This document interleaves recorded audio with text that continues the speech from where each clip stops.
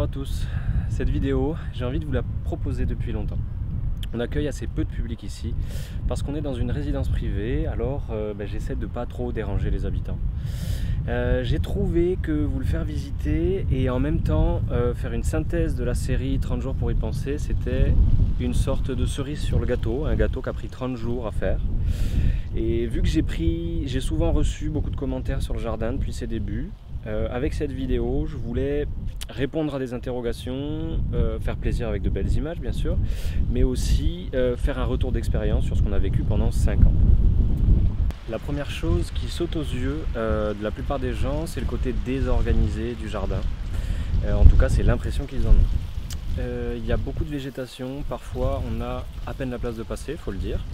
On a différentes strates végétales, des arbres mélangés aux plantes potagères avec des arbustes au milieu, on essaie de faire s'accrocher des plantes grimpantes aussi. Souvent ça va provoquer une sorte d'incompréhension.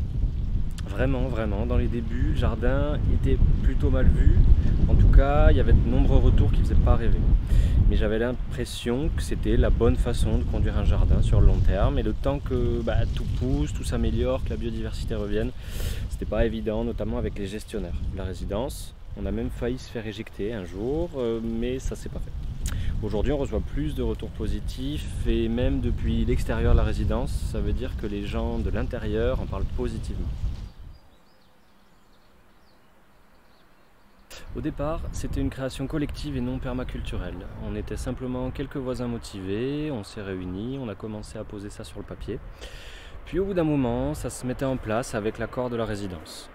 À force, on est passé de 5-6 participants à 2 ou 3. Et dans le même temps, je découvrais la perma, je me suis formé. Et d'un jardin en carré, on l'a fait évoluer vers quelque chose d'un peu moins formel et rectiligne. D'ailleurs, j'ai rédigé un article à propos des lignes de désir et des motifs de la nature. Je vous laisse le lien en description de la vidéo si vous voulez savoir pourquoi les permaculteurs évitent les lignes droites dès que possible. Concernant la démarche, pour commencer, il y a beaucoup d'arbres ici. Vu qu'on est en haut d'une crête, qu'on a beaucoup de vent, le soleil de la Méditerranée qui tape fort, un grand mur qui le réverbère juste derrière moi, un accès à l'eau difficile. Bref, on a besoin d'ombre, sans parler de tous les services que rend l'arbre, bien entendu. On ne peut pas insister assez sur la valeur qu'a un arbre dans un système comme celui-là.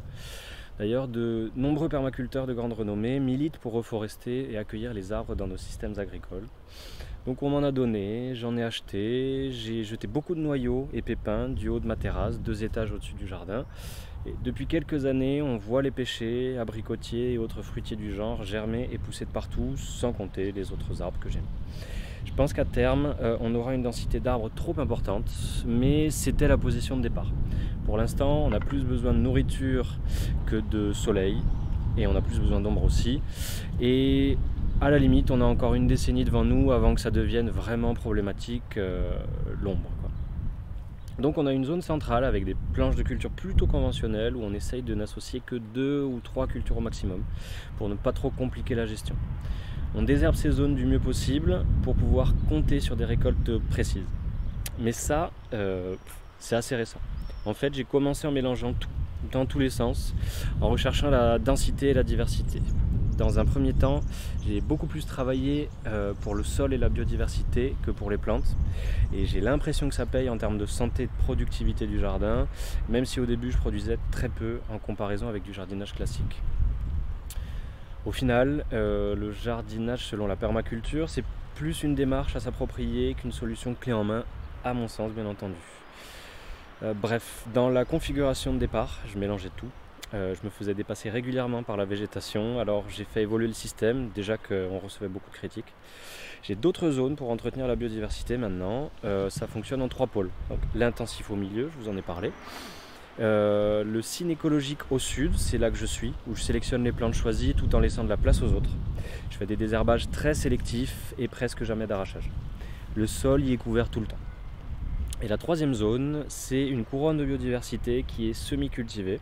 À terme, elle nous protégera mieux du vent tout en étant un habitat à l'année pour la faune, la flore, tout ce qui participe à la résilience de cet écosystème. À ce jour, j'ai peu de plantes malades, en général moins que dans la plupart des autres jardins classiques, je dirais.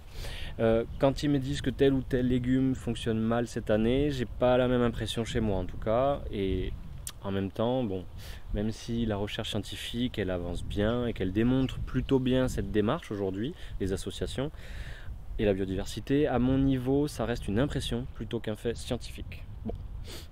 Au niveau du travail, les outils sont mutualisés, le travail aussi bien entendu, quand il y a du monde. Et par le biais de l'asso, on a une serre partagée qui permet de fournir 70-80% des plants ici. On a aussi un coin pépinière et on profite des microclimats des terrasses en béton qui accumulent de la chaleur pour lancer les semis. Le fait de pouvoir compter sur d'autres personnes, c'est quand même un vrai plus pour gérer des semis, surtout quand on est un particulier, qu'on est seul, quoi.